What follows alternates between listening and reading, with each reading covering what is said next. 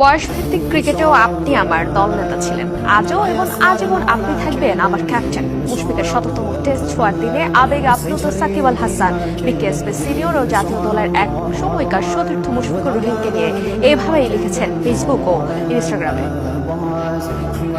সাকিব আল হাসান আর Mushfiqur Rahim BKSP senior junior বলুন কিংবা জাতীয় দলের তারকা সতীর্থ, দুজন যেন একে অপরের জীবনের এক অবিচ্ছেদ্য অংশ। সেই যে লর্ডসে মুশি নামলেন তার প্রথম টেস্ট খেলতে, বিকেএসপিতে বসে সেই খেলা প্রাণ ভরে উপভোগ করেছেন সাকিব আল হাসান। নিজের শেষ টেস্ট দেশের মাটিতে খেলতে চেয়েও তো পারেননি বাংলাদেশের স্পোর্টসের সবচেয়ে বড় সুপারস্টার। তাই প্রিয় মুশফিক ভাইকে ১০০তম টেস্ট খেলতে দেখে আবেগপ্রবণ হয়ে পড়েছেন সাকিব। ফেসবুক আর ইনস্টাগ্রাম পোস্টে আফসোস করেই বলেছেন, ইস, যদি এমন সময় থাকতে পারতেন তার পাশে। মুশফিক ভাই, এই বিশেষ মুহূর্তে ১০০তম টেস্টের জন্য আপনাকে শুভকামনা জানাই। যে কোনো ক্রিকেটারের জন্যই এটা ঐতিহাসিক অর্জন। যেভাবে আপনার প্রথম ম্যাচ দেখেছিলাম, তেমনি ১০০তম টেস্টেও আপনার খেলা প্রতিটি বল দেখব।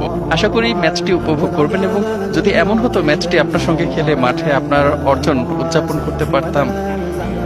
মুশফিকের ১০০তম টেস্টের প্রথম ইনিংস দেখে ওনার সাথে না খেলার আফসোস আরো বাড়তে পারে সাকিবের। প্রথম দিনে যে ৯৯ রানে অপরাজিত থেকেই মাঠ ছেড়েছেন মুশফিক। সাকিবও যে খুব একটা বসে আছেন তা নয়, টি10-এ নেতৃত্ব দিচ্ছেন রয়্যাল চ্যাম্পসের দলনেতার দায়িত্ব পালন করছেন তিনি। চ্যাম্পসের এক উপস্থাপিকার প্রশ্নে ভালো খেলবেন, সবাই উজ্জীবিত আছেন সেসব তো বলছেনই, তবে সুযোগ পেলে কাকে বল করবেন সেই উত্তরে সাকিব বললেন এবি ডিভিলিয়ার্স।